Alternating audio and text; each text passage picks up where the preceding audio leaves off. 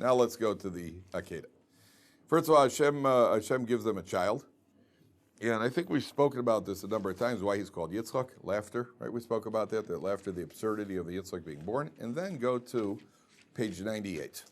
Well, actually, we have to do 96 because this is probably this is a little more fun. 98. Yitzchak is born, and then we have a conflict that needs to be resolved here. Because on top of page 96, it says, Vayeira Sarah es ben Hagar ha-Mitzris, asher yolda le'Avram mitzachek. Sarah sees the son of Hagar, which is Ishmael, and she sees he is mitzachek. We didn't do this last time, right? We didn't get it last time, right? She is mitzachek. Mitzachek means he is, how does the art go? He is mocking. Okay, so mitzachek could be mocking. Mitzachek could be he's involved in amusements, he's involved in entertainment, and Sarah did not like the way Ishmael is playing, because there's one medrash that says he was playing bow and arrow with Yitzchak, and Yitzchak was the moving target, right? So Sarah was a little concerned about the child she'd waited 90 years for, so she didn't like the way Ishmael was playing. But Rashi says, look at Pasuk Tes, Mitzachek, top Rashi on the page, the right column, Mitzachek, Loshon Avodas Kochavim. We find this expression connected to idol worship. Kemo shenemar, as he quotes a pasuk, v'yekumu litzachek, which it says by the golden calf, which involved idol worship. Then Rashi says, davar acher lashon giluy arayos. This is an expression we find by immorality. Kimo detema litzachek bi. Mrs. Potiphar said that about Yosef.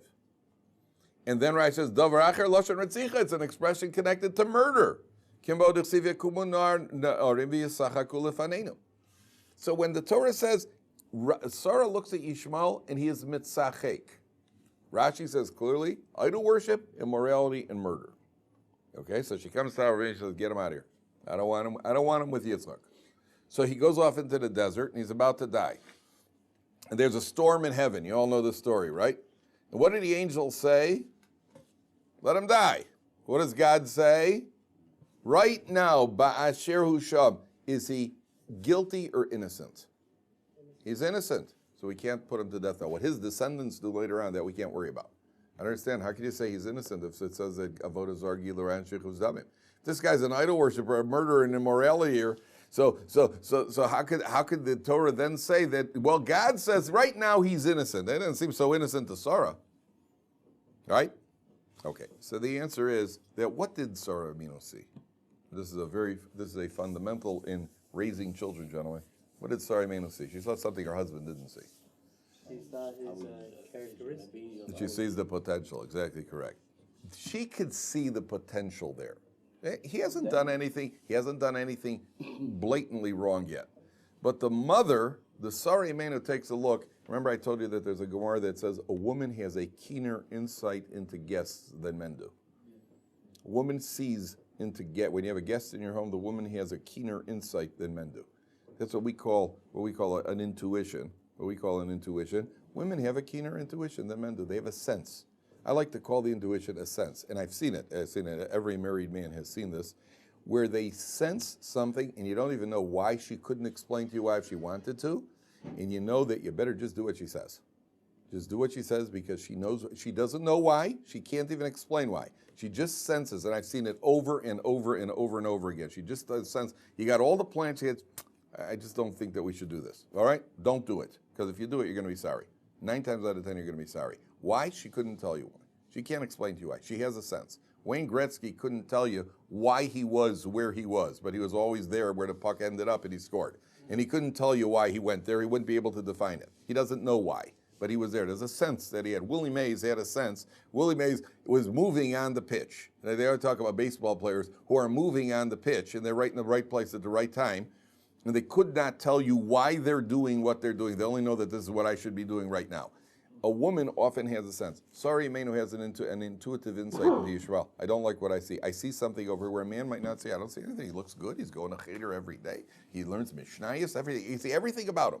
You see it, it's all there. Now, men can sometimes pick things up also, but it's got to be a little, I've had kids. I remember one kid in the neighborhood, I told my wife, I don't want my kids playing. There were 2 kids, twice said I did this. There were 2 kids in the neighborhood. I said to my wife, I don't want my boys when they were little. I remember one kid, I didn't like the way he played. He was always wild. Every time I passed to go to shul, see this kid playing, there's always somebody being tripped by him. Kids are playing chase, they're playing flag. Every time I saw him around, I said, this kid is out of control. I could see he's not playing, he's not active, he's wild, he's crossing that line. I said, I don't want the kids near him. Today he's not even from. I haven't seen him in a few years. He's completely off.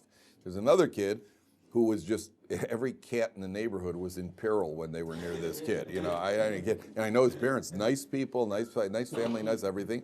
The kid was just a sadist. I don't know where he got it from. His parents, nice people, and a certain moment, that was my wife's call. Actually, my wife did not want the kids associating with each other. She just said, don't play with that kid. But today he's still marginally religious, but every time I saw him, he was either throwing a stone at a cat, torturing a cat. There was a cat in the neighborhood who was around this cat. I don't know what his deal was, but you could see it. So that one, I saw. So Sarah Mena says, I don't like it. I don't like the potential over here. Now, what about Avram Avinu? What's his reaction? Take a look. Vayeira hadavar ma'od beinei Avram. Avram found this very, very disturbing. Al odos bino, regarding his son. Now Rashi says, well, he was upset that Yishmael is already is involved in shenanigans. And then Rashi says the plain meaning is that he's upset that Sarah is saying send them out. Get rid of him. You got to toss him out. This is Avram Avinu's son. So what is God's reaction? Vayomer Elokim el Avraham al yeira be'einecha al anar v'al ha'masecha. Do not feel bad because of him and because of your maidservant. Kol asher tomar elecha Sarah shema bekola. Whatever Sarah tells you, obey her. Ki v'yitzchak yikra, you're going to have your offspring is going to come through Yitzchak. Whatever Sarah tells you, you should obey her. That's very interesting. Whatever Sarah tells you, you should obey her. Who's greater, Avram or Sarah? I mean, if you ask your average man on the street, who's greater? Avram Avinu, Abraham, right? What does Rashi say openly? Listen to Sarah. Rashi says, Avram was secondary to her in prophetic ability. And I used to get this quoted to me by my mother all the time. So just remember, Torah says Avram has to listen to Sarah. I'd say, yeah, Mom, the Torah is pointing out the exception, not the rule. Right, but that never cut it, And then my wife ended up being named Sarah. How do you like that? There you go. So I don't use that name. So what do you call it? There's a certain insight, and the commentaries point out we see something very interesting here when it comes to raising children. When it comes to raising children, let your wife make the calls. The woman is with the children more. She understands the children more. She sees the children. She knows their thing. Ask any father, what's your middle child's favorite food on Tuesday? Middle child? Oh, what's his name? What's the father noted middle child's favorite food on Tuesday. Doesn't know middle child's favorite food on any. He doesn't know what his middle child's name is. The mother knows it all. The mother, the same way she knows that, she can put the whole picture together. And I've seen this happen where people are struggling with children. And again, you have to understand, in the Torah community, one of the biggest struggles for parents, one of the biggest concerns for parents is that their children should remain within the fold. You don't have that if you're secular. If you're secular, you don't have this, I hope he remains secular. It's like a struggle until the kid goes off to yeshiva. But that's only when he's 23. Then you panic, right? Oh, he's becoming religious. Where did we go wrong? But in general, you don't have like secular people who are losing sleep at night. Oh, did the kid study his math homework? And I don't know.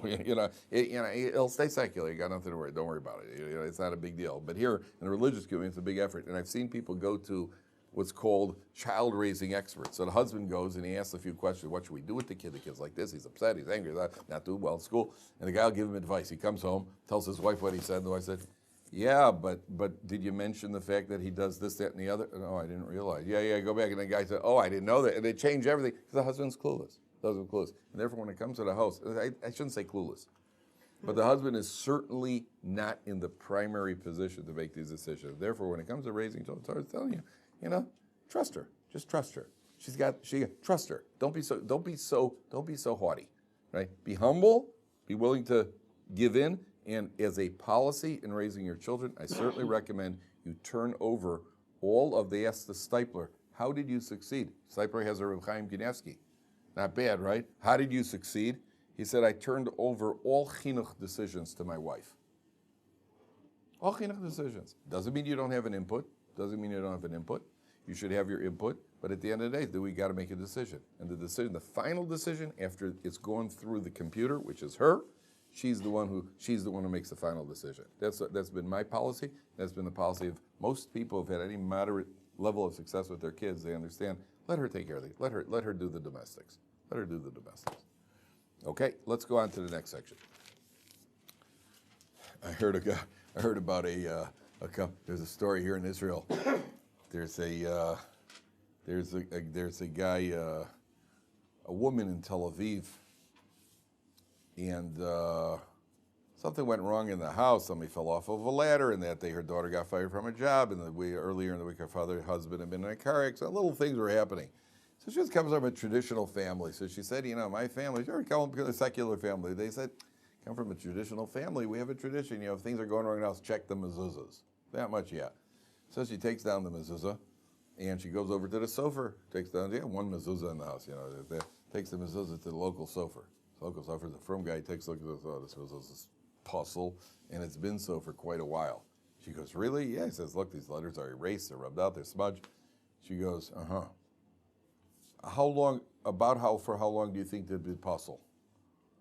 So he goes, I don't know if I had a guess. I mean, based on the smudge marks and everything else, I'd say probably about 4 or 5 years. He goes, 4 or 5 years, that explains it. That explains. She goes, why? Because about 4 or 5 years ago, our son became a Baal Tshuva. We're wondering what went wrong. We didn't have to protect the mezuzah was puzzle, so he became a Baal Tshuva. That's what happened.